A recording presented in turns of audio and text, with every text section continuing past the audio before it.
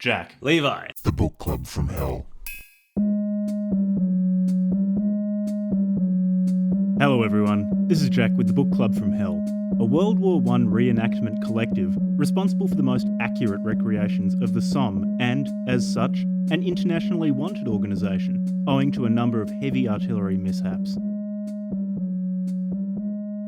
This episode is on Storm of Steel, a book based on Ernst Jünger's diaries from the First World War, published in German in 1920, being translated into English in 1929. What makes Storm of Steel so interesting is, beside its literary merits, the ambivalence Jünger shows regarding the war. He doesn't always like it, but he doesn't hate it either. It's a very ambivalent work. As well as this, Ernst Jünger might be the craziest person I've ever heard of. Born in Heidelberg in 1895, he signed up to the French Foreign Legion as a teenager because he was bored and wanted to fight. Having been brought back to Germany, he then volunteered to fight in World War I on August 1st, 1914. He fought in the Battle of the Somme, Cambrai, in Ypres, and in many other battles, being wounded 14 times. Then, after the war, wrote out against the Weimar Republic, wrote out against the Nazis, and after World War II, wrote increasingly mystical novels, took LSD with Albert Hofmann, won numerous literary prizes, had an entomology prize named after him, and finally died at the age of 102 in 1998. Before we start, if you like what we're doing on this podcast, we've got a Patreon, we've got a Discord, we've got a Twitter that I should be using to spread the good word about this podcast, but keep forgetting to. Anyway, links to all those things are in the show notes. Now, I want to apologise in advance for my audio quality in this episode. Something went wrong with my mic during recording, I'm not sure what, so I sound pretty distorted. Anyway, if you're ready to understand how war can function as an inner experience, then listen on. Enjoy. Guten Tag, mate. Guten Tag. Oh, Guten Tag. Did I ever mention I speak German? Yeah, fluent. Yeah, not Guten only do I Tag. speak German, but I speak it really well. I've been told many times that I am Bavarian highly multilingual. accent. Yeah, Highly as multilingual. multilingual as all other Australians. Yeah, so I speak half a language. I almost speak English. So in advance, I need to apologise for my mispronunciations of basically every foreign word in this book. Ever. Yeah. Yeah. I should apologise for my pronunciation of English words as well. I just apologise for everything. I'm sorry. This was a really good book. What did you think of it, actually? It was. I found it weirdly good. I didn't really know what to expect going in, but he's a very good writer. I wouldn't say it was pleasant to read or even interesting in parts. It can be highly monotonous, which is artistically important, I think. That like a criticism I make of many books on this podcast is that they're really boring and monotonous. And this book is very monotonous in places, but not boring, or at least it's meaningfully monotonous. Yeah, I guess I found that because it would just at times, they'd start getting shelled or something, and then all of a sudden go from like boring to like now there's a battle scene. Yeah. So it wasn't too bad. Plus, I actually found like some of the periods of time where he was speaking about some of the more boring stuff to be actually like quite insightful about the actual experiences of soldiers in the First World War. Like how much of their time was actually engaged just like hunkering down, getting rained on, being cold. Like, Yeah. it was probably the majority of the time just being getting cold shelled. and waiting. Getting shelled seems shelled. just continuous. Yeah. Even in the more sedate parts of the book, every now and then an artillery shell would just land in someone's house and kill a few people. Crazy. So maybe we should just preface this with what we were saying before we started recording, which was there's 7 editions. Fact check us on that. And the first 2 or 3 were fairly unedited. Perhaps the first was even just the raw diary content. And then at some point, I think the 4th edition, and then the 4th edition or something like that, they started like censoring it quite a lot or editing it, like they took a really heavy hand editorially to it. I think I found one of the editions where it's not his direct diary entries, but like it is very gory. So apparently in the later versions they took out a lot of the gore, and yeah, but it was really good, the version that I read. But I think I try and get an even earlier version. Yeah. Actually, we should probably mention what this book is. So Storm of Steel by Ernst Jünger is Ernst Jünger's diaries from the First World War. So he fought through basically the entirety of the First World War. I think he enlisted as a volunteer for Germany, I think on the 1st of August in 1914, like extremely early on, and survived the entire war. And he was in, it's not that he didn't see action, he was in some really gnarly places. He was in the Somme, he was at Cambrai. Yeah, so we should note he was awarded, he was wounded 14 times. The guy had a fucking death wish and like this somehow didn't have it fulfilled despite just being in the most dangerous situations. And he was awarded this it's like the Iron Wound or something. Like he was given 2 awards, one for his service after the war, like a golden medal, but one during the war just because he kept on getting wounded. Kept on sending him back in. He got the Iron Cross, and he got the Iron Cross. I apologize in advance for my French. Pour le mérite. I don't know, something like that. Perfect. It's some frog word. It was the highest military honors awarded in the I think awarded in Germany at the time. And yeah, he won that. That's how the book ends, actually. He just gets that award after he's been injured for the millionth time. And the book just concludes. Yeah. And it was really interesting to read a German perspective of the First World War. I don't know a huge amount about the First World War. Like the stuff that I learned about tended to be about the Second World War when I was younger. I had a morbid fascination with the Second World War. Yeah, I've played enough Battlefield 1 that I feel like I'm pretty sold on the First World War. Yeah, I'm basically an expert. I've pretty much been there. Yeah, and turns out actually a lot of the combat was spawn camping. That was a really important technique. It actually was. That's what trench warfare is. That's what DICE were trying to simulate in Battlefield 1 with spawn camping. It's the experience of trench warfare.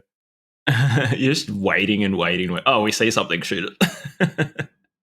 Shoot it or bomb it, shell it. Shell the fuck out of it. So much of this episode I expect is going to be us talking about Ernst Jünger's life as well, because this guy was fucked.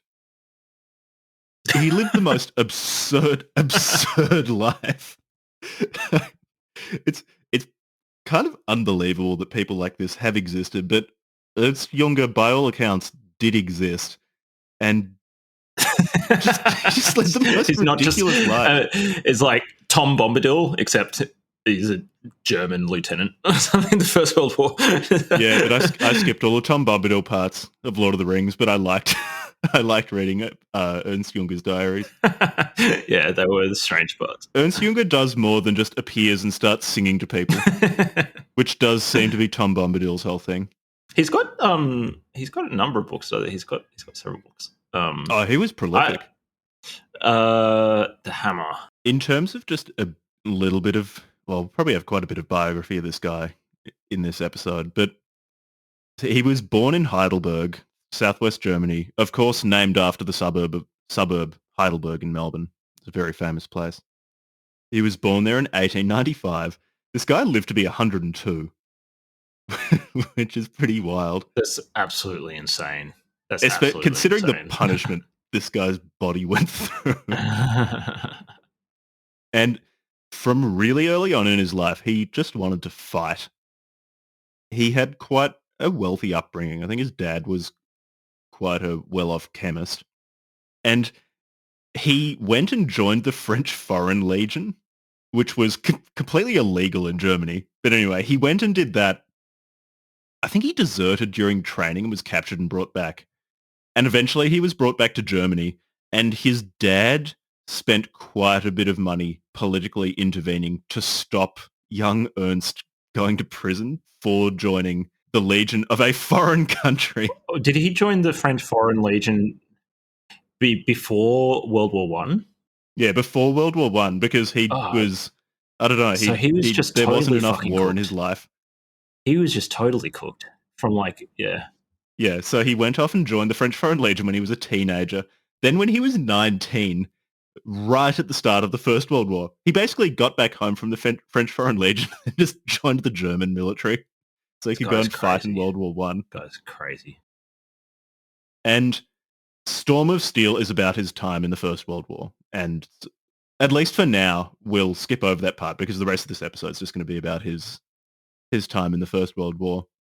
But fuck this guy. So his first book was Storm of Steel, which were based on his diaries from the First World War. He wrote so many books after that, and not just diaries, but also novels. He was an entomologist as well. So apparently when he was fighting trench warfare in 1917, on patrol, he would collect beetles and label the specimens. While he was also fighting a war. Yeah, he's an entomologist. Yeah. There's a prize named after him. There's an entomology prize. And he talks about it, and he mentions it every now and then in the book. Yeah, there's an entomology prize named after him. This guy won an Iron Cross, a bunch of military medals. He won the Goethe Prize. This guy's just ridiculous. Yeah, in the Weimar Republic after the First World War, he became more famous as an author. He wrote quite a few books critical of the Weimar Republic, quite a few books highly critical of democracy. And then when the Nazis appeared, of course, someone like Jünger was like catnip to Nazis because he was a decorated war hero, known to be genuinely extremely brave in combat, a well-regarded author, quite an authoritarian thinker. But because Ernst Jünger is basically what people who describe themselves as Sigma males wish that they were, is truly a base Sigma male. he also just refused the Nazis' overtures. So they offered him a seat in the Reichstag, and he said no. He refused to become a party member. He started writing things that were critical of the Nazis. I think he quit quite a well-respected... Oh no, he refused to join literary societies that were associated with the Nazis. He and his brother left a veterans association when it kicked out its Jewish members. What a complex and interesting person. He was eventually dismissed from the military. So he served in the Second World War as well on the side of the Nazis and was largely an officer in occupied Paris, where he spent most of his time talking to Parisian intellectuals and reading Nietzsche and Schopenhauer and entomology textbooks and journals. He was peripherally implicated in a plot to kill Hitler, which is what got him dismissed from the army.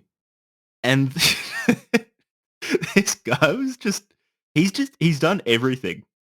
After the war, he was, there was some suspicion that he was a fellow traveler with the Nazis, but given that he wrote a number of books during, I think it was in 1939, he wrote a novel on the Marble Cliffs, which was a thinly veiled attack on Nazism. But then because this guy is the true Sigma male, not only was he speaking out against the Nazis when the Nazis were in power, but then after the war, he refused to say openly that books like On the Marble Cliffs were against Nazism. When he was asked if that was an anti-Nazi book, he just said, "Oh, it can be read in many different ways." He just would not cooperate with anyone. He was just out there for himself. Complete recalcitrant. Just didn't give a fuck. I suppose if you've been shot 14 times and survived just the hellfire of the Western Front, you probably can just walk around just thinking both world wars. Not just one. He survived both world wars as a soldier. Both world wars. Yeah, and did he fight in World War II? I thought he was imprisoned. No, so he did fight. was in combat very briefly in the Second World War. I think he was awarded a medal in the Second World War for saving a wounded soldier or getting them somewhere safe. Can you fucking imagine that? So you make it through the entire First World War, and this guy really saw a lot of combat in the First World War. And then another World War starts, and you're like, oh, I guess we're back here. And immediately starts risking his life in that. That's so crazy. Having repeatedly baited the totalitarian party in control of your country by writing works critical of them. And as the war went on, his works became less and less veiled in their criticism of Nazism as well. And then after the war, refusing to say that your books were critical of the Nazis, just saying, oh, they can be interpreted in many ways. This guy he does seem to be deeply self-absorbed. Maybe he was just out for himself. He was awarded the Goethe Prize. Is that how you pronounce the? Yeah, got the Goethe Prize. Goethe, yeah, the Goethe Prize, which is pretty amazing. Like the guy was a true Giga Chad. Like an actual bona fide Giga Chad. Yeah, he really was. Literary, prodigious, and also war hero for, depending on your point of view, the wrong side, but war hero nonetheless. We'll get into his politics around the war because that was one of the most interesting parts of Storm of Steel. The politics are just not mentioned. No, he doesn't go into the politics. Really war is this all-encompassing thing, distinct from any political consideration. It is just this elemental force. He's got a book that I want to read. So two books that I would be. Oh, is this War as an Inner Experience? Yeah, that one looks really interesting. And then there's another one. Yeah, I'm going to fuck up the pronunciation of this, but I think it's pronounced Umersville. Is that the one where he proposes the idea of the anarch? Yeah, as this. Yeah, that one. Looks really interesting. I want to read that. Having read this and read about his life, there are a number of this guy's books that I want to read. Yeah, we could do another one if people want. We could do another. I'd be open to doing another one of his books because he's just such an interesting dude. Like of a completely different. Yeah. War as an Inner Experience, I think, would fit this podcast well because it's quite extreme by all accounts. Then there was someone on our Discord server who really, really recommended On the Marble Cliffs, and I'll read that anyway. And whether we do an episode on it or not. That can happen or not, depending on what people want. But yeah, there have only been a handful of authors that we've read for this podcast that after the episode, I've gone on to read a number of their books. Mishima, after doing an episode on him, I read a few of his novels. And yeah, Ernst Jünger, I expect I'm going to read more of his works because he is the elemental Sigma male. I used to think that Sigma male was just a stupid bullshit made up term, but Ernst Jünger actually is the Sigma male. It's just, unless you're the sort of person who has been in the First World War since 1914, and in 1917, you're on patrol in a fucking trench, and you're collecting entomological specimens and labeling them, you are not a true Sigma male. That is what Sigma male behavior is. Sigma male behavior is it's just absolutely fighting nuts. in a war, having repeatedly poked Nazis in the eye, and you're still fighting because you like fighting, writing books against the Nazis, then after the war, not telling the winning side that you were writing books about the Nazis, but starting to play coy and saying that your books could be interpreted in many ways, then going and just basically living as a hermit in West Germany and writing increasingly mystical novels, taking LSD with Hoffman, getting fried on mescaline. Unless you're doing that, you're not a Sigma male. Ernst Jünger can call himself a Sigma male, and I will accept it. Basically, no one else can. I concur. There's not many people who can shine a light to that. That's definitely up there. Like this guy maybe stuff. Like who else has had a comparably crazy life? Like maybe Orwell. Orwell had a pretty cooked life. Orwell had a crazy life, but the thing is, he wasn't being actively just like like when we start talking about Storm of Steel, this is just another level. The guy was like literally on the front line of hell. Yeah, for 4 Yeah. years. 4 years, and he seemed to like it. he seemed to like it. It was completely nuts. It's really, yeah, so that's one of the most interesting parts of Storm of Steel. He's quite different to Remark, for example, in that, like, this book's not... So I've heard this book characterized by several people as, well, some people say it's a Nazi book, which is completely fucking stupid. It, like, clearly people who say that have not read this book. Some people say it's pro-war, which I also don't think is true.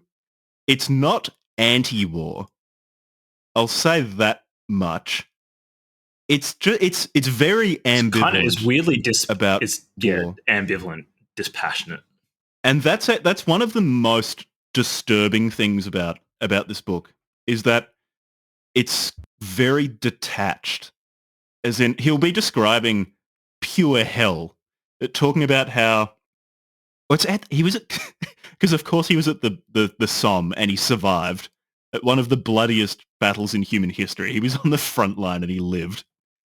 Yeah, He'll talk about how the artillery people? strikes were so continuous that you just stop hearing anything else. And then you stop hearing the artillery strikes themselves. It's just this feeling of continuous pressure. It's actually rolling thunder. And talking about just non-stop. Yeah, rolling all the thunder. people around him just getting blown up out of nowhere, or he'll be talking to someone in a trench and they'll just get shot in the head and die while he's talking to them. And it's just so dispassionate. The guy must have been just like completely fucking crazy to talk. I want to like watch an interview with him, see what it was like, because interviews with him are really good. I've only watched a handful of them. It's also because, they're almost all in German. But just because Ernst Jünger's stats were all absolutely maxed out, he also spoke quite a few languages quite well. Like French and English and obviously German. Yeah. What did he speak? I think he spoke else, like Italian. Look, probably. At the very least, German, French, English. I think he spoke a little bit of Dutch because he was in the First World War holidaying there with the German army, or if not in the Netherlands, no, Belgium. Yeah, so in the Dutch-speaking parts of Belgium. This guy's life was so crazy. Yeah, but let's start talking about the book actually, because this, like, he lived a crazy life, but this was probably the craziest part of his life. It's sort of hard to know how to approach talking about a book like this because it's quite monolithic and monotonous. And when I say that, I don't mean this as a criticism, because it's quite important to what I think, at least, the book is trying to convey. There's not really a narrative arc.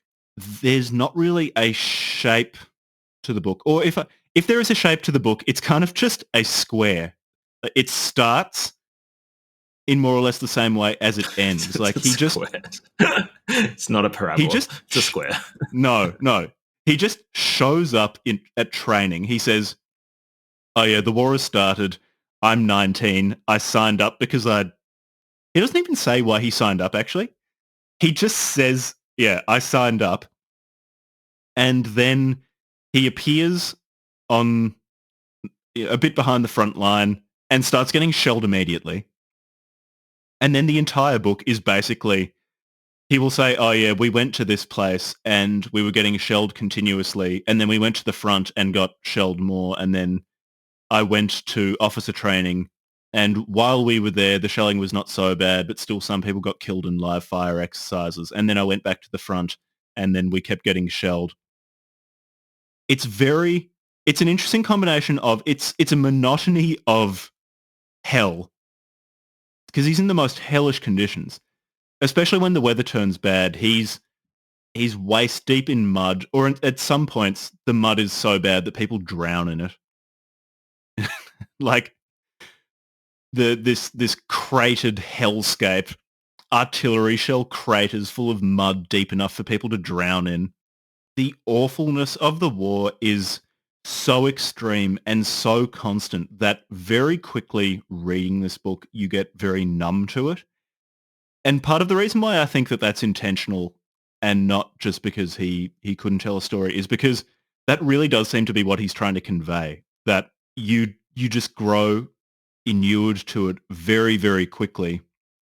And there are points when emotion breaks through. There's this part of the book where he's leading his men, because quite quickly he became, I don't know the exact rank, but of a high enough rank where he's commanding people because he was extremely brave and apparently notably brave. They get bunched up in a crater in a hellscape, and an artillery shell just wipes out half of his men. And he'll talk about how he just breaks down and starts weeping in in an artillery shell crater in a landscape of the same, with bullets and shrapnel shells raining down on him, and then just pulls himself together and keeps leading his men closer to the front where most of them are going to get killed as well. It's hard to approach a book like this because it's like turning up the gain on an amp to full. It's just so much going on all at once continuously with no light or dark, and then it just ends. This book is interesting because it's at once highly monotonous, but also the monotony is pure hell. Yeah, it's pretty bad. It's not a fun time, like just eking out an existence in between getting bombed. Yeah. So like shitty food, it's cold. There's basically no narrative arc. It does change somewhat in that he says at the very beginning of the book, he's still getting used to war, and he talks about how he still jumps when he hears bullets fly past him or when he hears shells approaching. And that also at this stage of the war, they're still getting used to mechanized warfare. And so there are many more attempts at charging trenches and things like that, where basically just everyone gets mowed down by machine guns. Yeah, that's one of the really interesting parts of it. Yeah. Yeah, learning to adapt to mechanized warfare. So that idea of like you lose the next war with the strategies that won you the last war. I don't know what the exact quote is. There's some pithy saying out there. Yeah. I've heard that. I've heard a quote like that. I don't remember it either, but yeah, it's something to that effect. That the strategies that won you the last war will lose the present one.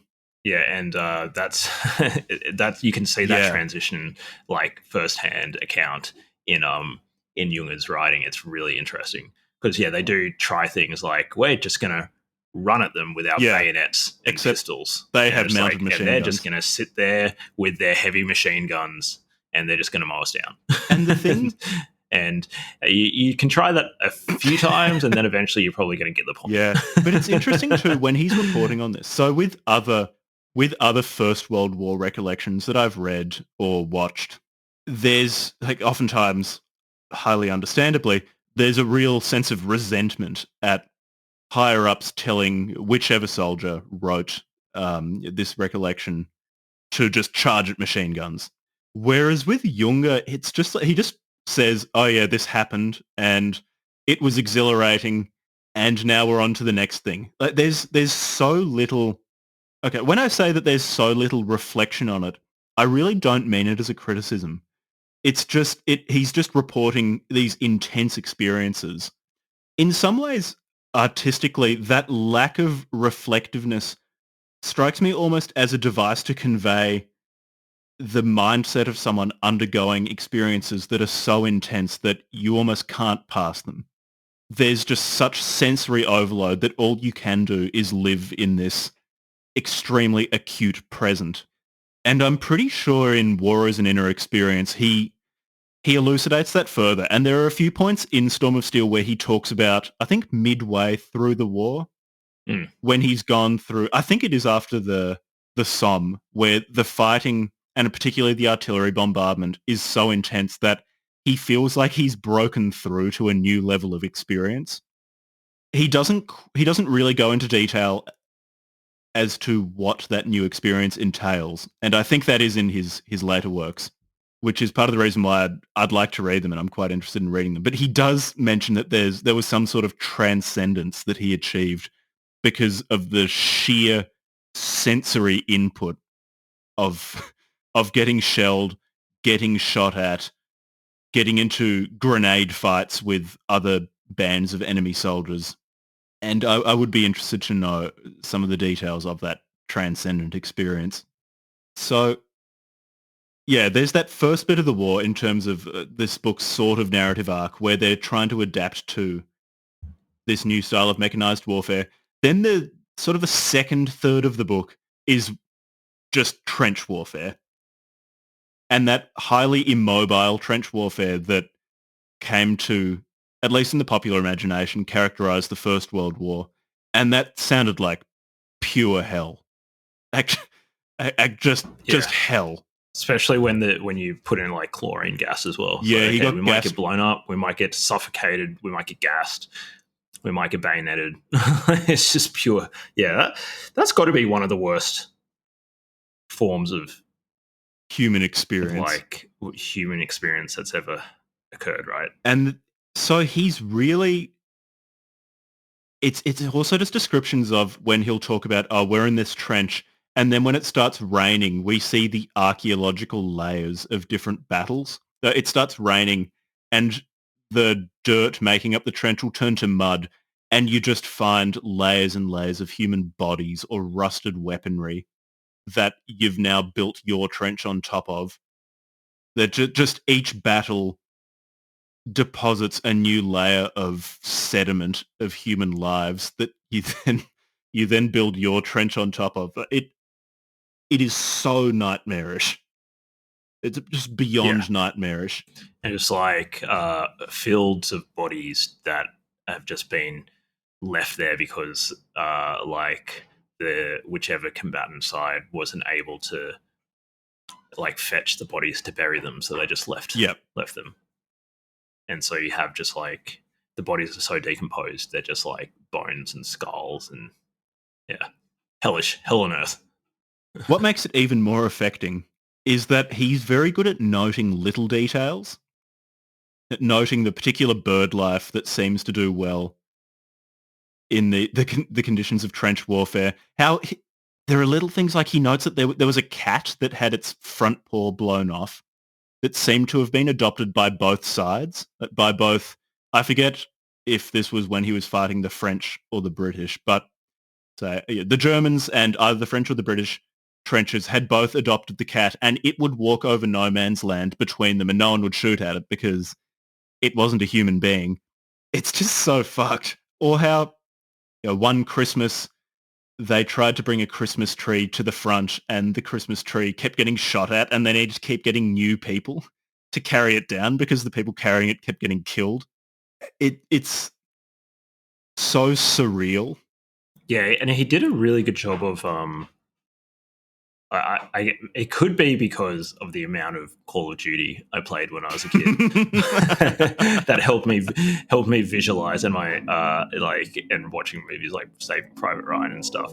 I was able to imagine his extremely vivid with his writing, like the scenes. It really was like reading Call of Duty or something.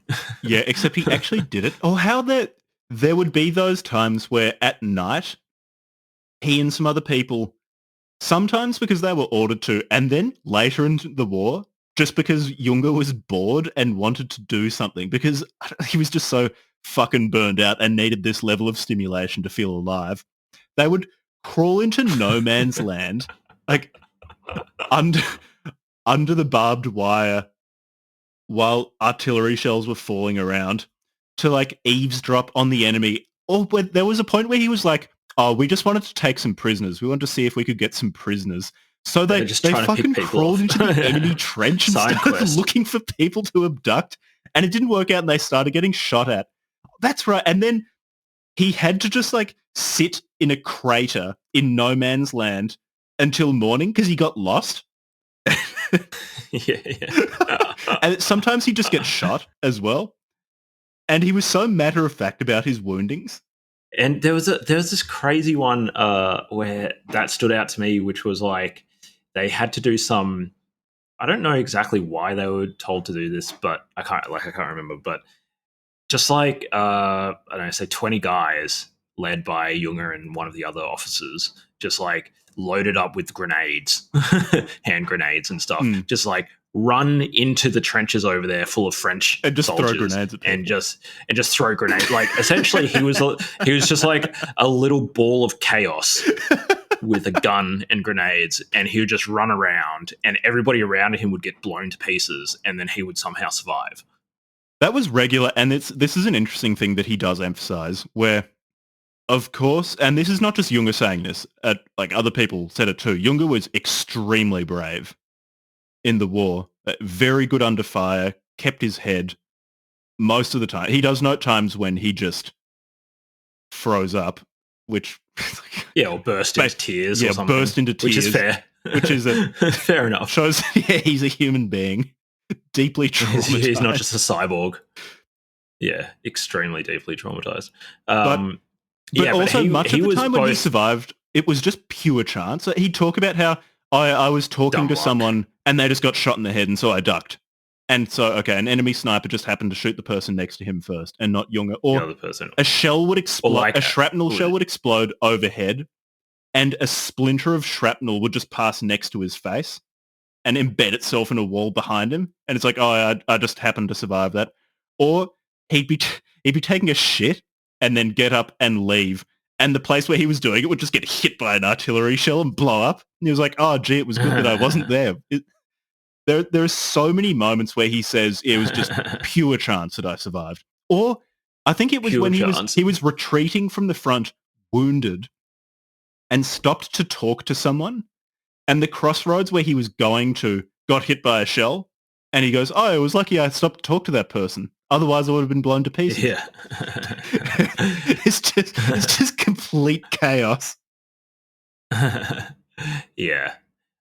Complete chaos. And so I think, yeah, sure, bravery, like definitely a brave or completely crazy. Mm-hmm. I don't know. The difference between crazy and brave is hard to tell, but also just fucking lucky, just unbelievably lucky. Extremely lucky. Actually, so I'm just looking through my quotes because I took quotes from this book. Here's a really interesting one, and something that highlights the inconsistency of the war and the sheer absurdity and just it sounds silly to say, but it makes you realize that these are human beings taking part in this. He says, during one stop on the way, a driver split his thumb in the course of crank-starting his lorry. The sight of the wound almost made me ill. I've always been sensitive to such things. I mention this because it seems virtually unaccountable that I witnessed such terrible mutilation in the course of the following days. It's an example of the way in which one's response to an experience is actually largely determined by its context. And I bring this up, so when he talks about the terrible mutilation he sees, it truly is terrible mutilation. He sees people get hit dead on by shrapnel shells and just turned into mincemeat.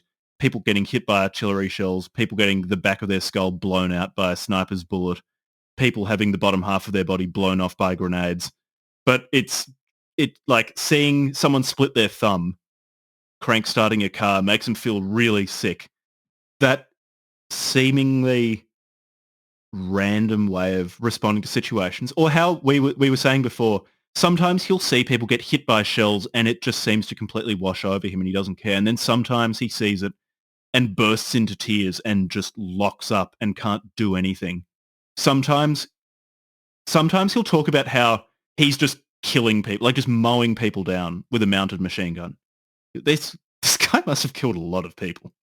And then sometimes he'll talk about how, I think there's a point at which they're on an offensive and he shoots a British soldier who was working a piece of artillery. And he says, for the rest of my life, I felt guilty over that and would see him when I tried going to sleep. So that really upset him. But then at other times, he's just killing tons of people with grenades, bullets, stabbing people, and it doesn't really seem to faze him. That's one of the really interesting parts of this book, that it's so human, that some things that you feel really should upset you strangely don't. And then other things which seem relatively minor, just you can't shake them. Yeah, I found that it was conveying the psychological response that he was having, and I suppose other people must have been having, of just immense detachment. And I mean, a lot of those dudes must have been walking around just like, what's that? What's that idea in like psychiatry of like dissociation? Yeah, God, Like yeah, they must have been yeah, switched off. yeah, completely dissociative. Like they're just getting drunk like every night, and they're even getting drunk as they get ready to go and run onto the fucking. Not even as they're ready to go. Junger talks about hiding in drinking on the field. Yeah, like in the field. And I know I keep bringing up hiding in craters, but that's because so much of the time when he's talking about it, all of the battlefields have basically just been turned into a field of craters by continuous artillery bombardment. So the only cover is hiding in a shell hole. So he'll be sitting in those just drinking brandy with people while they're reloading and checking their grenades and things. So this guy's pissed out of his mind.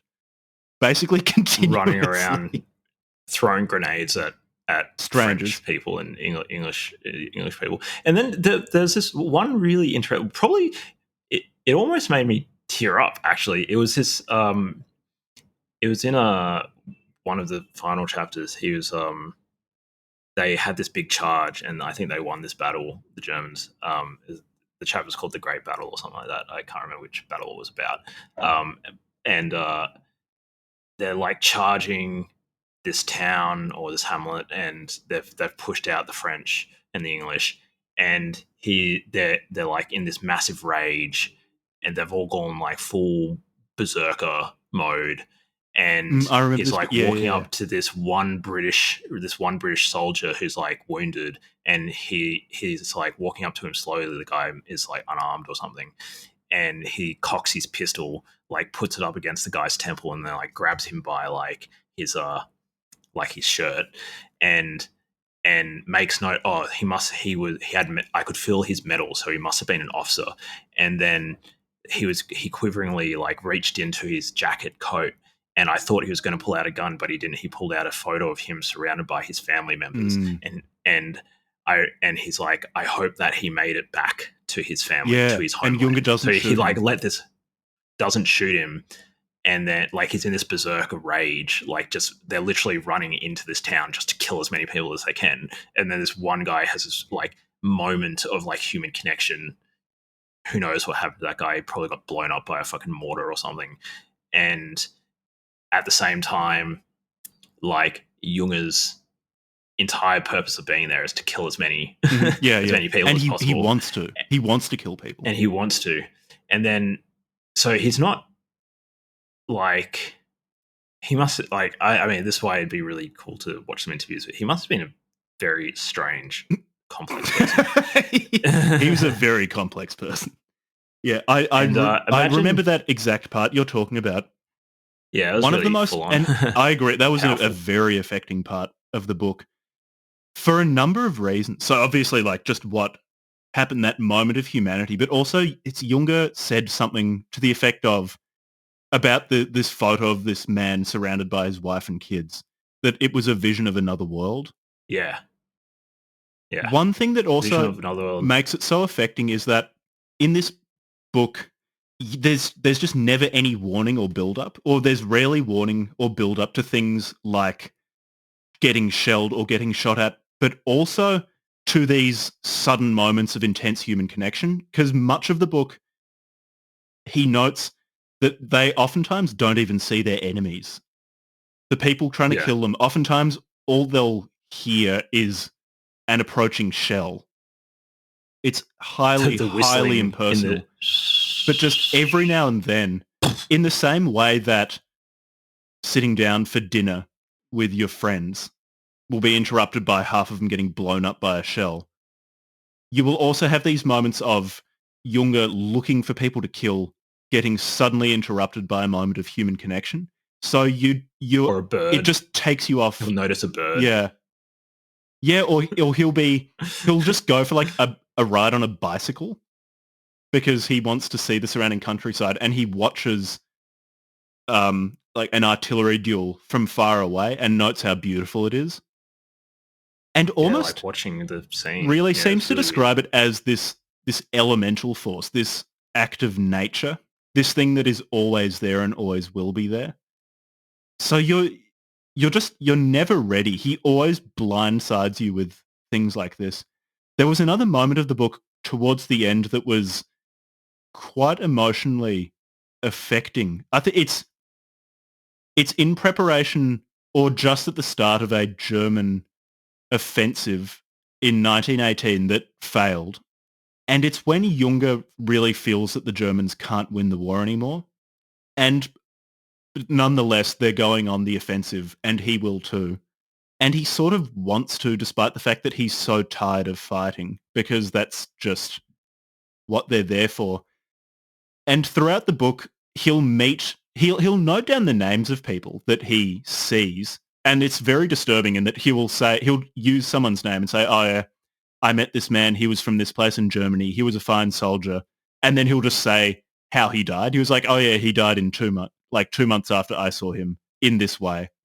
But there are a handful of people who survive, and just before this offensive, or right at the start of the offensive, so they are advancing, he meets with a number of people that he's fought with through the war, and they have a final dinner together. And that was really, really emotionally affecting. It's a very complex book. It's this bizarre combination of being very monotonous and repetitive and highly complex. I'm still wrapping my head around it. I've never read anything quite like it. He's also a really good writer. Yeah. We should have said that earlier. Yeah, he writes very well. I'd be interested to know what it's like the in English German. translation. Yeah, the English translation is very beautiful, and I can only assume that the original German was beautiful. Yeah. In terms of the prose, because it's in translation, it's sort of hard to say, but the imagery he uses is very beautiful at times. Extremely evocative. Yeah. And if you can look through the translation to the underlying structure, he did a great job of conveying the is it like staccato? The staccato or like the unpredictableness of the situation he was in. But that also might just be because it actually was like the original source was just his diaries. Yeah. So it actually was conveying just, okay, we have 2 weeks or whatever, not doing anything, and then all of a sudden we got shelled today. Yeah, we got gassed. Yeah, it's just like, it's also interesting because it really, really well conveys how burned out he was, how there would be times when they were getting gassed and he just felt that the gas mask was uncomfortable and he'd take it off. It's like, no, fuck it. Yeah, there was another one where they returned from like they were kind of retreating from some like large battle, and they stopped in like a little village, and he was sleeping, and they got shelled, and he was just like so tired and exhausted, he slept through the house getting blown up. Oh, I remember this. Like and then like in the morning, like one of the young men was told to go back and check on him to see if he was still alive, and went in and like woke him up, and it's like, yeah, the house got blown up. That's right, because he was sleeping in the attic, and the roof got hit directly by an artillery shell, and he just slept through it because he was so tired. His hearing must have been fucked. Yeah, it really must have been fucked. He's so good at, there's just the mark of him being actually a very talented writer, where one way that gave me some inclination about how deafeningly loud it must have been is that he's talking about in one offensive when he's storming machine gun nests, because he's Ernst Jünger and that's just the sort of thing he does. The artillery bombardment is so intense that he actually didn't notice that he was on top of an enemy machine gun nest until he looked down and saw the barrel of a machine gun poking out of a hole in the ground and noticed that it was firing by how it was moving. He was like, oh, there's a machine gun firing underneath me. And he just couldn't hear it. Yeah. There was this scene where was it at the Battle of... man, this whole book is crazy. It's one of the craziest. This book is insane. What's that big? The Somme offensive, which was for historical context for people who don't know, it's one of the bloodiest battles in human history. an estimated like more than 1 million people combined from both sides were killed or injured. And I think the total forces brought to bear by the French and the British was like 2.5 million, something like that, 2 million, and the Germans or Prussia brought like 1 million or something, and it lasted for like months. And it was also one of the first battles where it was just like that transition, like transition from like, okay, we can't do this thing or we just charge, because there's just hellfire. There's just a wall of flames. Yeah. Yeah, just an and impassable explosions. wall of flame. It's like he was describing at one moment there was like just deafening. There were so many explosions for just such a long time. All you heard were explosions, and then it died down to like a normal level. But they were still being shelled. But you could make out that you could distinctively like distinguish between the shelling events, where prior to that it was just a barrage, just a wall of explosions. And when you say sides. like a wall of flame, it's not that like something is on fire and burning because it's just mud. It's just because exploding. There are continuous explosions that it's a wall of fire. He did this great job of conveying, was it Flanders Field or like another part of the landscape, where he's like running across it. I can't remember the exact scene. They were sort of blurred into one. But like, they all blur into one. There's this landscape which was probably part of what's that? Is it Flemish? The Flemish, like somewhere like up in fucking Europe somewhere. no.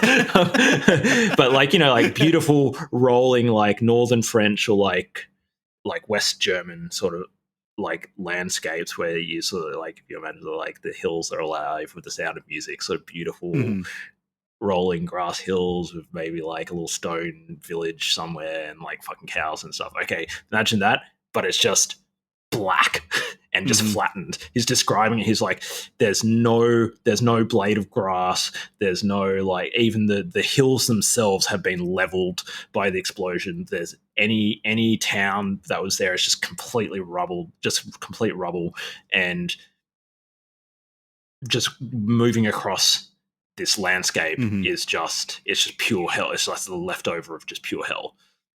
And he kept on describing it as machines, the machine war, like bringing the machines to war. And actually, this is the first real war where, other than maybe like some of the naval battles that were happening because I guess naval war's always been with machines, I suppose. Yeah, maybe that's not true. I guess you can board other vessels, but like at least a land war was just like fought mostly by machines.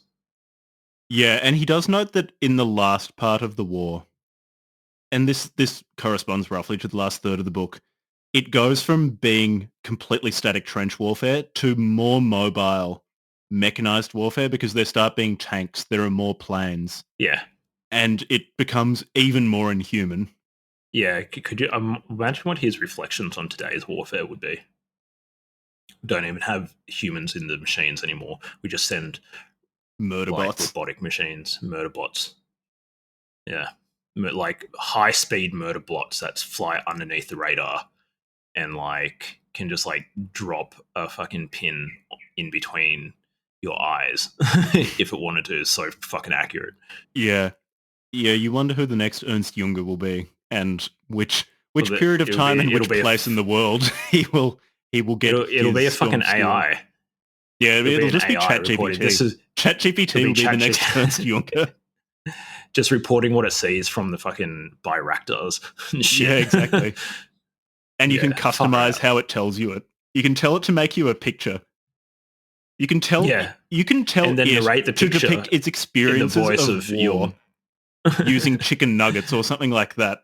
Like, paint for me using chicken nuggets what the blasted hellscapes of World War III looked like, please. ChatGPT is actually just like has like PTSD. Just can't talk about it. Like, it just breaks. All ChatGPT instances all over the world just break and just start needing therapy. Yeah. They all break, and everyone realizes that it's the equivalent of ChatGPT just getting drunk by itself again at night.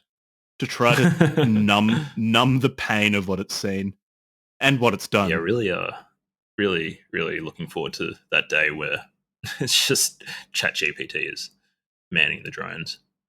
Yeah, I can't wait for purely mechanized warfare, where the role of human beings in warfare are to get shot.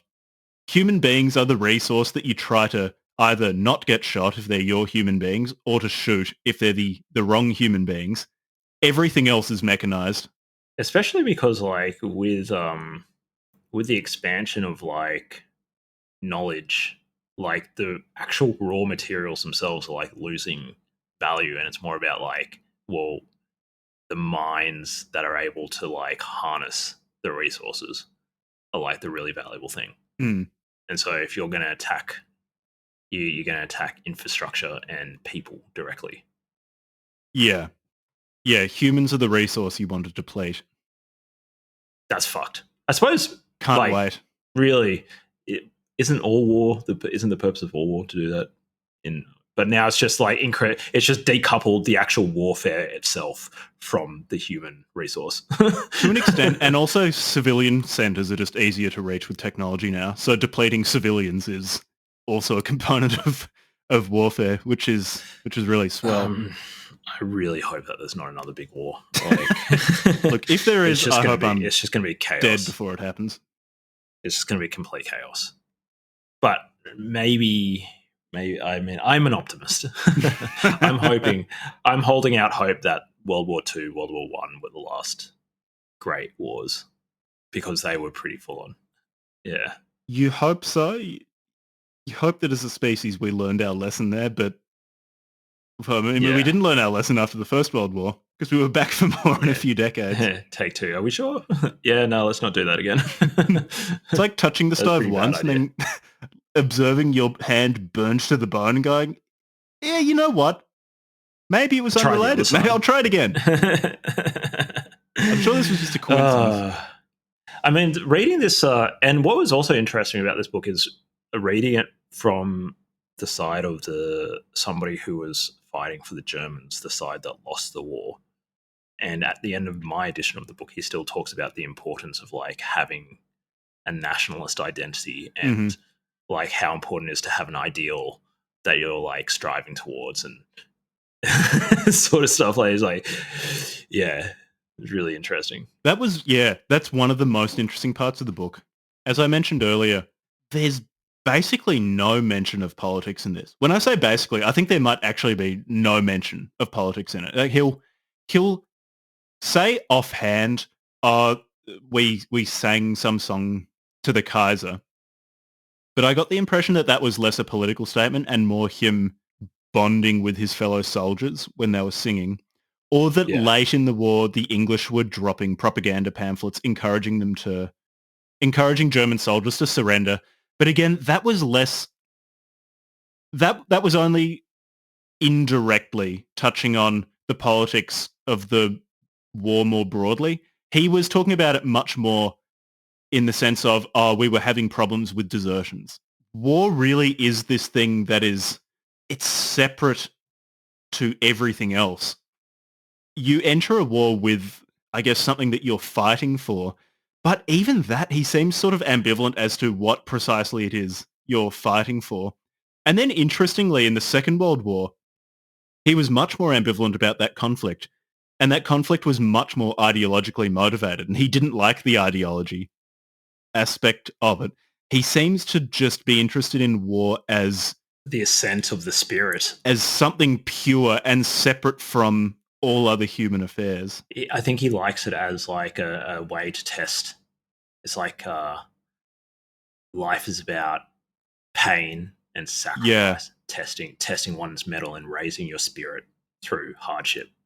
Yeah, and that was something that he really disliked about democracy and liberalism, because he was strongly anti-liberal and anti-democratic.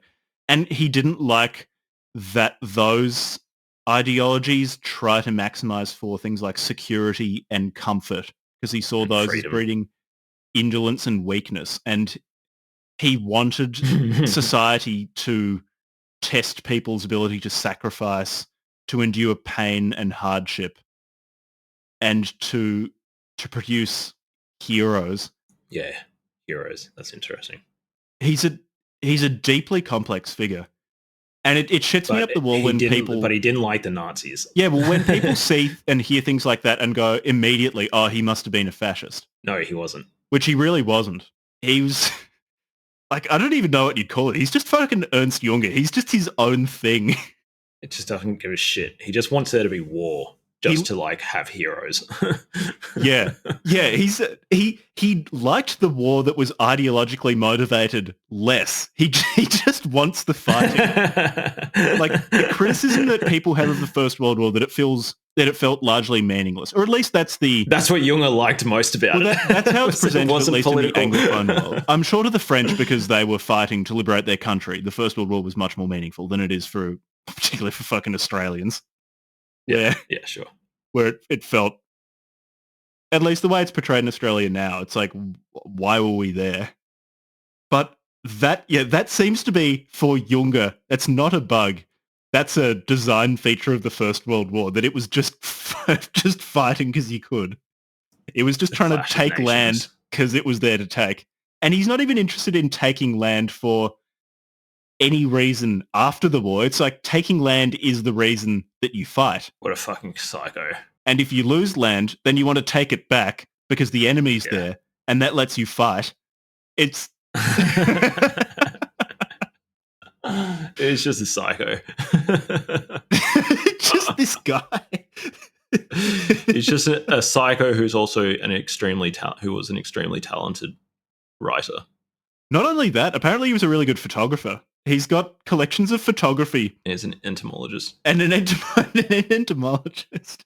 So he was just one of those people who's what do you call it? His stats were just maxed. He's good at everything, but one he of the things that he's really good at well was in character creation. He's like sensitive, good writer, connected to nature. Oh, and also the other thing I want to be good at war. Really good at war. His luck stat was maxed out. He literally was like a video game character or something. Yeah, he was the main character for the period of his life, for basically the 20th century, because he died in 1998, around. So he basically made it through the whole 20th century. This guy was just the main character. Yeah, he won prizes. He was like decorated like war hero, won literary prizes. It was like got an honorary doctorate in Italy. And he couldn't get killed. When you hear about some of his woundings in the First World War, how sometimes a shrapnel shard from a bomb would pass through his helmet, graze his head, and then pass out the back. And he would talk about how, oh yeah, I was standing there and then suddenly it felt like someone slapped me in the head. And I had to come to my senses again to work out what happened. And it's, oh, what happened? Yeah, a bullet passed through my helmet and grazed my head. And the energy behind that bullet was such that even that little graze felt like getting punched. Yeah, that's crazy. Or during his most severe wound was it's right at the end of the book, during the ill-fated German offensive, where it is pure chaos and their position is getting overrun and everyone around them is getting lose, shot or surrendering. Lose. And he just refuses to surrender and just keeps trying to shoot people and run away. And just chaos. He gets shot in the chest and collapses and says that he could feel himself dying and just felt the color draining out of the world and everything was getting quiet, and he felt happy and he felt shocked that life was already finished, but he felt satisfied because I guess he got to fight a lot. And then the British started overrunning the German position, and because he'd been shot in the chest, his lungs were filling up with blood and he was effectively drowning. But he stood up because their position was getting overrun, and that let the blood... fucking Jünger. The blood from his lung drained out of the entry and exit wound in his chest. And that let him run away. And he was just basically running through a battlefield while bombs and bullets were raining down around him, found a field doctor and collapsed. While the doctor was treating him, the doctor got shot in the head And so someone else picked him up and started carrying him. And then that person got shot and dropped Jünger. And then he like crawled to some other people who then took him away from the front. It's like this. I just don't understand how anyone is this lucky. And this is not an isolated incident. This sort of thing kept happening to him, where he'd get a piece of shrapnel through his leg and then walk back from the front and be kind of disappointed that it meant that he had to spend 2 weeks behind the lines recuperating. Doctor's like, yeah, it completely missed your bones, and it's just a flesh wound. Mm-hmm. It missed both of your leg bones. Oh, that's right. Yeah, you'll he be got all a bit of shrapnel that like went between his tibia and fibula. Yeah, It's just like this fucking guy. Who is this guy? Wrong with him? This is a guy who could carry out a suicide bombing and live. Yeah, it's nuts. It's nuts. I don't know. So I'd be really interested in reading his other books. Yeah, sure, I would like to read his other books. The Inner Experience of War as an Inner Experience book to complement this one would be really interesting. That's definitely book club from hell material. And then his novel. I really want to read his novels. Like they could be for the sound pretty podcast, strange. but just because they're interesting as well. Just becomes the Ernst Jünger podcast. Yeah, this will be the Ernst Jünger podcast. He has so many books. We could probably do a year's worth of episodes on him. Yeah. How much more do you have to say about this book? Because this book is quite hard to talk about. I in would terms encourage of analyzing the ideas in it, read because it quite conspicuously doesn't really present ideas. Doesn't really have any ideas. Yeah. Or I would doesn't say really have any ideas. It's full of ideas in that it depicts war as this crucible within which you find yourself. It's this transcendent experience, but he also intentionally leaves it devoid of any sort of guiding ideology and things like that. So it's hard to discuss because it is at once full of ideas, but also intentionally barren. Well, it doesn't have a message. It doesn't have a message. I didn't walk away from it, except for his last little, the last 1 or 2 pages where he makes a comment about having something worth dying for or whatever.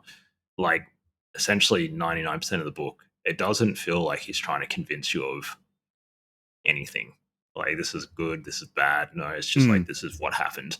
This was and I suppose that in itself is the message, but he doesn't try to intellectualize it. He just presents you with this blast of sensory experience. And then at the end of the book says, I was lying in bed convalescing after a near fatal chest wound, and I got awarded the highest honors in the German military. And then the book just ends. I really liked it. Yeah, I would recommend this book. I would suggest it. Yeah. It's not a pleasant book by any stretch. Know what you're getting into. It is extremely disturbing. But it's makes me wish I could actually understand German, so I could read it in German. It makes Jack wish that we had a war in which he could test his mettle and running around lowering bombs into trenches. And we shouldn't even, the next war, we shouldn't even have robots doing it. We should just go back to trench warfare. Well, there are a lot of wars around the world at the moment. We could go and join a war. Jack's going to go and join like one of the wars in Africa where they're still fighting with AKs and human bodies. Yeah, that'd be good. Because so it's all about finding the upcoming wars. I'm the angel investor of wars. Ukraine is always there are a lot of people already piling into Ukraine. It's known about. I want to get in on the ground floor of a conflict, so you can really make it your own. You can shape it. You can be one of the founders. Just be one of those crazy people who just goes and joins wars. Jack joins the French Foreign Legion, starts writing like Ernst Jünger. Changes his name to Jack Jünger. So I don't have much more to say. I recommend the book. I think people should read it. It's not a hard read. It's not particularly long. Yeah, the only last thing I have to say is just reflecting on that. This is a non-fiction book. This is somebody's actual experience. Yes, it actually happened. And it's just complete mayhem. It's just hell on earth, and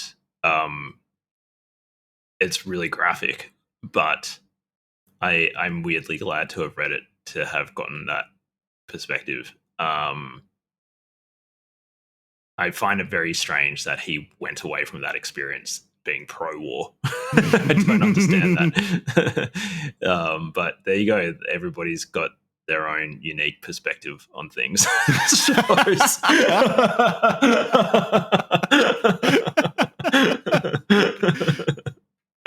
Do you want to answer some questions in the Patreon?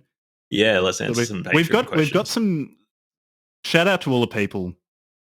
Shout out to everybody on the Discord and the Patreon, and shout out to Names.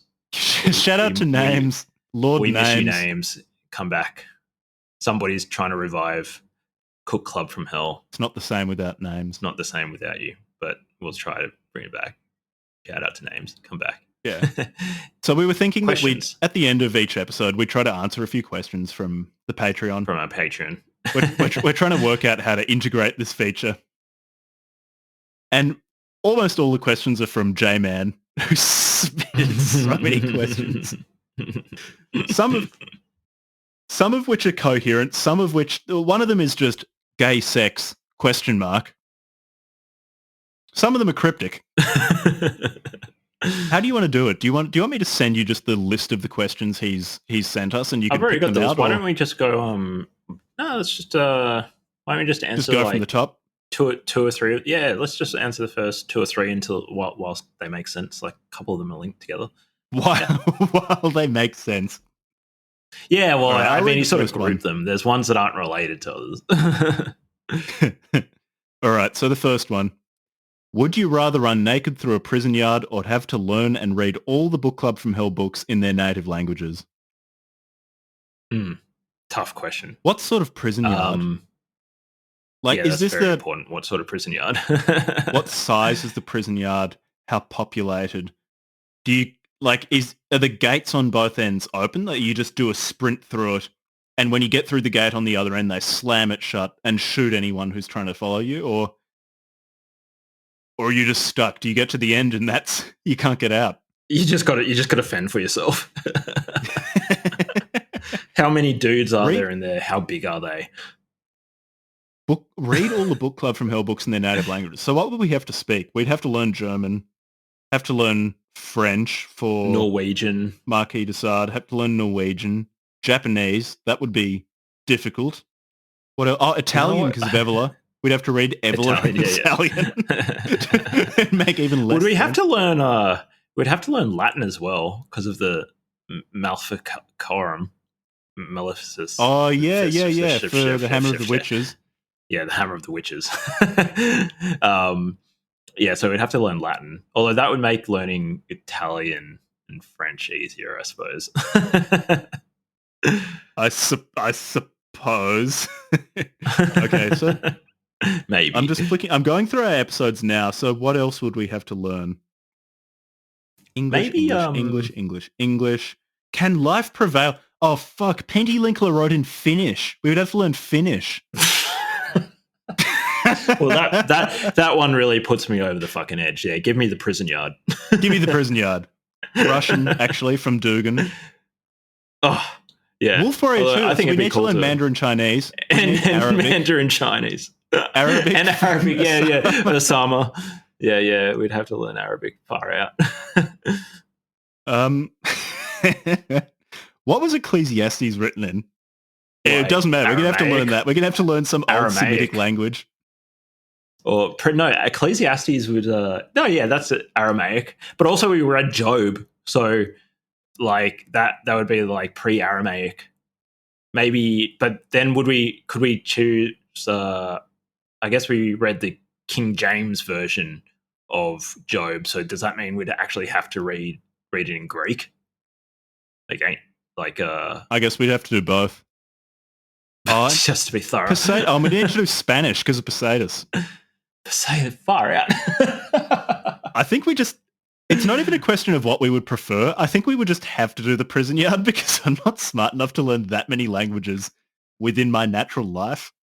And remember, all the time that you're slaving over learning Finnish, I forget how many cases Finnish has, but it has a lot of them. all the time you're doing that, it's also you can read Penty Linkler complain about fat people in Finnish. It's not a very that's the motivating reason. goal. It's either that or just like 15 minutes of, I don't know, just like whatever happens in it. Whatever Prison happens, yard. happens. I think I'd just suck up the prison yard. Perhaps Now there is an literally. important point Just- of clarification. Maybe have to cop it. J-Man, you can comment on the Discord when you listen to this, mate. Like which is this, like a Brazilian prison? Is this like one of those hectic like South American? There's this crazy prison in or is this a Scandinavian prison, Colombia? which is basically like Yeah, this is nice. This is nice Scandinavian. If this is a nice prison. Scandinavian prison, then I'm taking the Scandinavian prison. If this is where Varg was in prison, I'll go there. I'll take that. Yeah, sure, give us that. But if this is like some hectic Colombian prison or something, yeah, I don't know. Or one of those there's some American supermax prison, just like in bumfuck nowhere, Alaska. And Fuck. people stay in the prison because if you leave, you just die. You just freeze to death. So if Yeah, it's one that's of like those, it's a different Some Riddick question. level shit. Like, All right, don't so- worry about escaped prisoners because I'll just die. Yeah, we just let the bears deal with them. All right, here's another question. You must have, and all caps, gay sex with an author that's been covered on the show. Who do you choose? Mishima's definitely a candidate because he was pretty handsome. I reckon Mishima's an easy number one. Like that's an easy one. Come on. So it depends on whether what I'm optimizing for. If I'm optimizing for enjoyment, I reckon Mishima. If I'm optimizing for And he's spite, sensitive. He's a sensitive guy. yeah. But for spite, Osama bin Laden, because then he wouldn't go to heaven.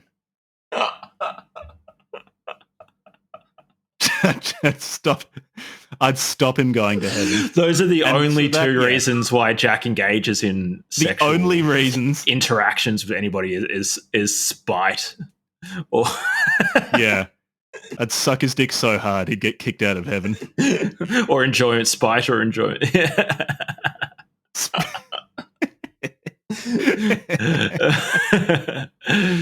So yeah, Osama or Mishima.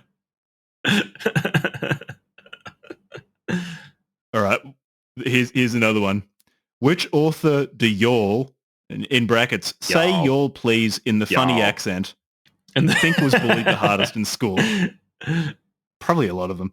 Elliot I Rodger think is a that pretty I think obvious one. A lot of them were A bullied lot of quite them a lot. probably Yeah. got bullied in Yeah. school. A significant part of the explanation of why they're on this podcast. I is just they think got that bullied. there is no way that Varg didn't get bullied. He got bullied. Yeah, he Absolutely got bullied no super hard. way Yeah, that Varg wasn't bullied. but I think like Elliot Rodger takes cake. Surely, The thing is, though, with Elliot Rodger, it's really hard to tell how much was he bullied and how much did he just is he interpret just a little people bitch? not wanting Yeah. to spend time with this weird antisocial guy as bullying? Who's just seething with resentment all the time? Yeah. To what extent? To what extent does women not immediately having sex with Elliot Rodger count as bullying? Like when he was sitting in his BMW just leering at women on the street. To what extent do you They count wouldn't- them they not wouldn't jumping in the immediately driver's jump in. seat and Yeah. giving him blowjob as bullying? That's bullying. Apparently, it's bullying. That's bullying, Or like yeah. a girl going home with a jock. That's bullying, Elliot. That's bullying too. Or the people Okay, the couples he saw that he threw coffee at. That's bullying. like he threw coffee at them. He was getting bullied. Yeah, but that's Okay, how so he if framed it. we Like take he Elliot, ran up to some couple in a coffee shop, threw coffee on them, and then seethed in his car, talking about all the heavenly sex that they I must. can't be even having. deal with the fact that these people that we've read, some of them are real, like the non-fiction ones, you know, like Elliot Rodger exists. like someone Jünger that and Elliot fucked in the head Rodgers, exists. like their experience, that they had one life in this universe, and this was their subjective experience. Can you imagine It just blows Jünger my meeting mind. Elliot Rodger? Can you imagine if the two of them were forced to read each other's books and then they met? It's just a good fucking, oh my god, you couldn't take almost like two just polar opposite men. Because Jünger, it's pretty hard not to feel respect for this guy who's just done feel- so much. to feel aroused by Yeah, the Giga aroused. Chad that is Actually, Jünger. Jünger was quite good looking when he was young. When we were talking maybe about the gay Jack sex would prefer question, to get let me just taken pull up by a picture Jünger. of Jünger. Either Mishima or Jünger. Like, if I'm gonna have gay Jünger sex was with one of these good-looking. authors, it's going to be one of the How tall was he? war veterans. I've searched Ernst Jünger height. The first result is how tall is each BTS singer in feet. That's not really. It's not really what I'm after, is it? Not very. Here we go. helpful. Ernst Jünger: height, weight, size, body measurements. Age 128. Okay, they probably haven't updated the fact that he's dead. This site might not have the most up-to-date information. Height 0. Dead. He's dead. He has no height. Body measure. Oh, they don't have body measurements. They don't have his breast and bust size. They don't have his waist and hip size. Man, this website, bodysize.org, this is bullshit. This is a bad website. Wait, what was the question we were answering? Oh, who got bullied the most in school? Who got bullied the most? Not Ernst Jünger. No, not Ernst Jünger. No, absolutely not. Absolutely not. He was crazy. He was completely fucking. He was not unhinged. Fuck with him at all. 19 years of age, signs up to go into war, and then just loves it. Having previously signed up to the French Foreign Legion because he just wanted to get warring. Like, he must. So he was younger than 19 when he signed up for the French Foreign Legion. He was like 18, 17. He was still 18. at school. The kid was fucking crazy. Kid was completely unhinged. Could you imagine raising a kid like that? Like, what the fuck?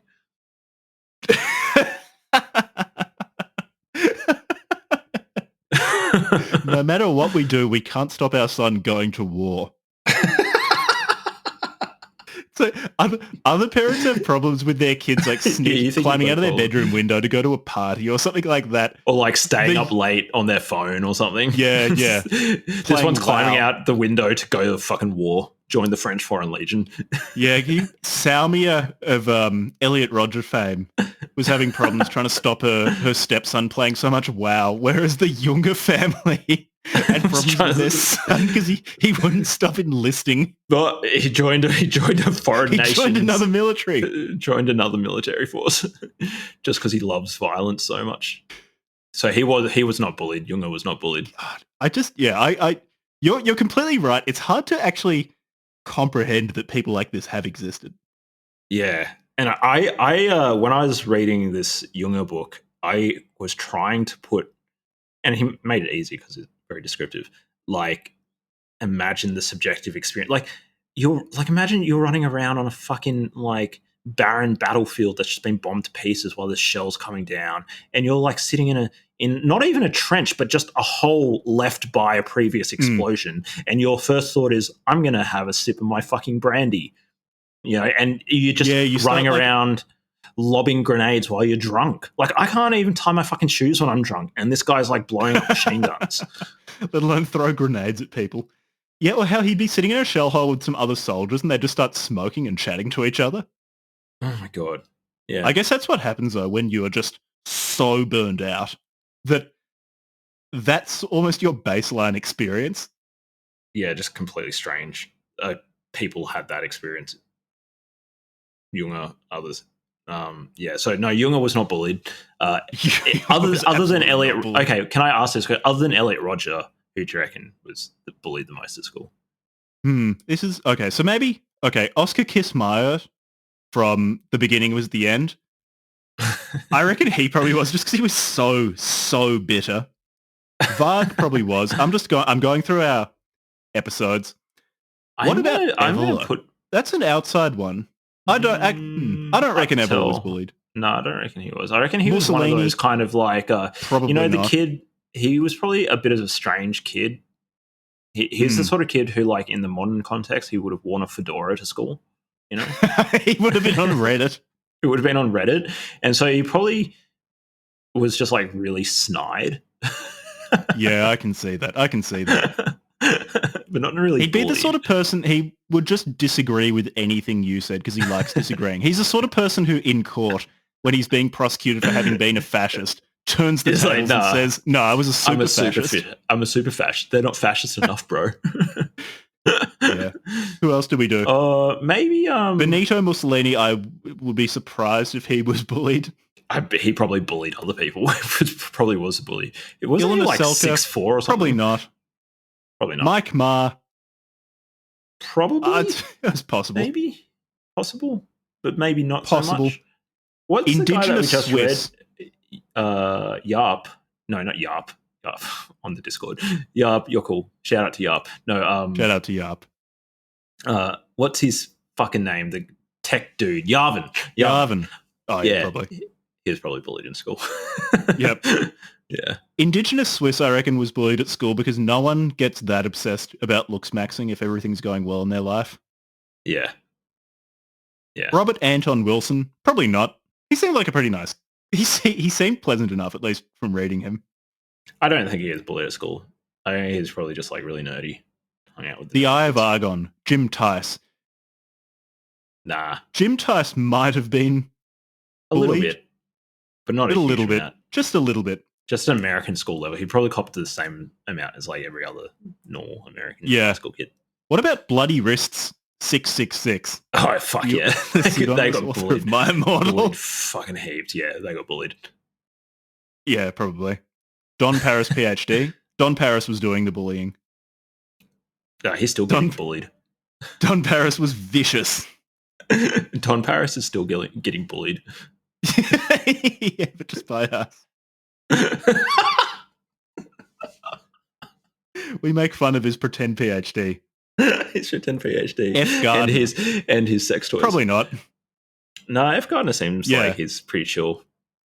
I doubt he was bullied a huge amount in school. Yeah. Maybe. I mean, I think there's a baseline. I have a baseline assumption that most Americans were bullied at least a little bit in school. But like above normal levels, F. Gardner seems like he's probably chill.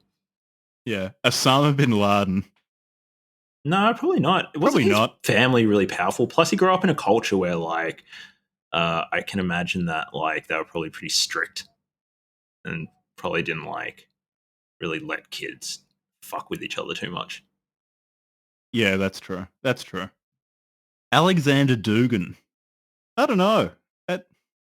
That's a hard one. I imagine that he grew up and is like other Russians where he grew up like fighting bears and stuff. And what a Russian kid considers bullying is just them. They're just like weeding out the weak ones. But he wasn't doing. He was locked in the library reading all about Evelyn and stuff like that. Actually, I really don't know. No, a teenager getting obsessed with Evelyn. Actually, no. There's no way he wasn't bullied. You don't. You don't start getting really into fascism in the Soviet Union unless you're a fucking weirdo. No, okay. Now that I think about it, he probably was bullied. He was bullied. Mishima? Mishima was probably bullied. Probably, yeah. He was pretty small. Also, people don't tend to get really into bodybuilding unless they've been a bit bullied. Unless yeah. You got a bit of a chip on your shoulder. Penty Linkler, probably not. He just fucking kill someone if they bullied him. Okay, Elijah Muhammad. Nah. Probably not. Don't see it. Ayn Rand. She was just bullied by her own mother. I reckon if Ayn Rand to get bullied and would get sexually excited by it. Like, yeah, fucking do it more. Flush my head down the toilet again. Yeah. At which point the bullies get kind of weirded out and stop. Yeah, maybe she was bullied once and the bullies were just too uncomfortable by how much she was enjoying it. It never happened again. Funny. Yeah, Ayn Rand has an inbuilt defense mechanism. Just enjoying it too much. Not very effective. Getting turned on. We tried to bully her. The people who wrote the Malleus Maleficarum were definitely bullied. Heinrich Kramer was probably bullied, yeah, heavily bullied. Heaven's Gate, probably. Yeah, heaps. Sovereign Individual. I have a feeling that James Dale Davidson and Lord William Rees-Mogg were probably bullying other people at snooty public schools in England. Yeah, they were the sort of kids who were like, you know that classic, there's fucking private school kids in their goddamn blazers, like some hoity-toity British school and going to beat up on the kid who's too poor to really be at the school. Yeah, that was get out them. of here. You're not from like some aristocratic family. We're going to beat you up. That was probably them. All right, we've done 3 questions, 4 if you count the gay sex question. I reckon that's good for this episode. We'll space out the J-Man questions. We've got a lot of There's them. a lot. Shout out to J-Man. You're a champion. Yeah, big shout out to J-Man. Yeah, cool. I think that was a good episode. Really highly recommend reading Storm of Steel. It's really crazy. Yeah, next episode. What's our next episode, Jack? Next episode, we'll do Looksmax. We're going to go through the Looksmax forums. We're going to read the recommended articles on, I think it's looksmax.me. Then after that, it's Jung. Looksmax me. I'm not really looking forward to that. Looksmax forums are just such a cesspool.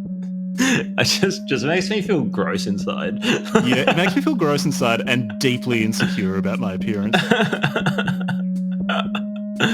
Yeah.